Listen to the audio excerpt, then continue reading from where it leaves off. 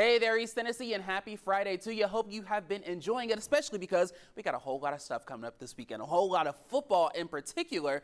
But when you look at this radar, things are starting to get a little bit messy. We were looking at the opportunity for those spotty showers coming to the area. We are now seeing that start to become true. They started quite light as we got into the height of the afternoon, but they've continued to grow as we've gotten into some of these evening hours. You see a lot more of this kind of more unified cloud cover as we go from as far south as parts of Monroe County all the way up through Blount, Sevier, Cock, and even up to Greene counties. And now we're seeing more of that lightning and thunder as well. I wouldn't call it, I'd say maybe occasional lightning as of right now. We're seeing a couple of smaller storms that really kind of form, but as some storms kind of fall apart and weaken and shrink, others tend to grow, develop some more of that lightning. So it's kind of a game of chance, really, as we continue to watch these storms make their way up from the north. But that's what we're going to watch from this point forward.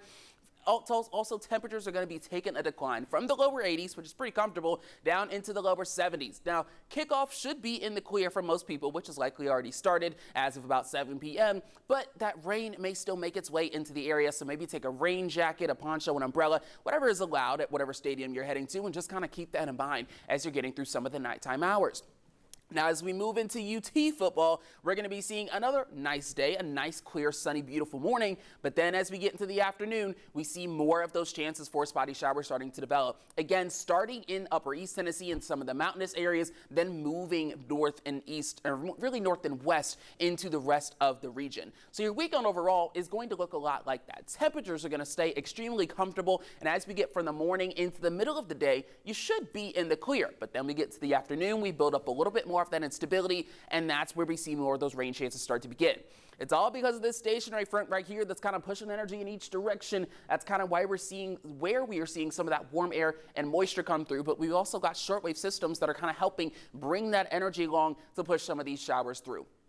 Now, as we look to your Saturday, this just developed maybe a couple of hours ago, but we now are under a level 1 opportunity for those severe storms. But that evidence for severe storms is not very abound. We are seeing some very kind of low criteria for a couple of isolated severe storms to pop up, but we're not necessarily hoping for it. I wouldn't say it's a totally certain thing, but it is something we will continue to watch for as we kind of see how these conditions add up before the rain actually begins. So we're going to keep this stationary front in pace. We see some of this rain kind of picking up here in parts of upper East Tennessee, continuing to spread from the higher elevations into parts of the northern valley, but that generally is going to continue to fade as night falls. So as we get towards midnight, we see a lot more of that clarity, and again, Saturday morning going to be clear.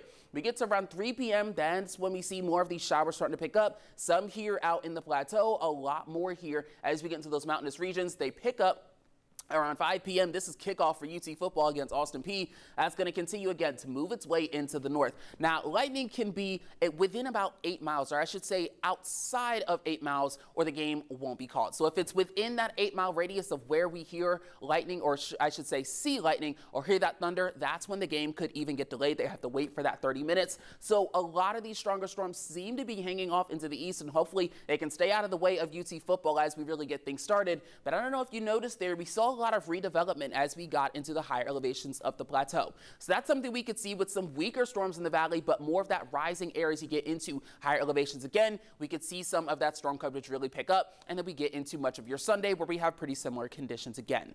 Rainfall through all of this going to be sitting upwards of about 1.5 inches again, with those higher totals hanging as you get further into parts of upper East Tennessee. Generally a lot lighter as you work your way here into the plateau. That's maybe around 1/10 to 1/4. Here in the valley, we're seeing anywhere from maybe 1/10 to 3/4 of an inch. So really those higher totals are going to be sticking to upper East Tennessee.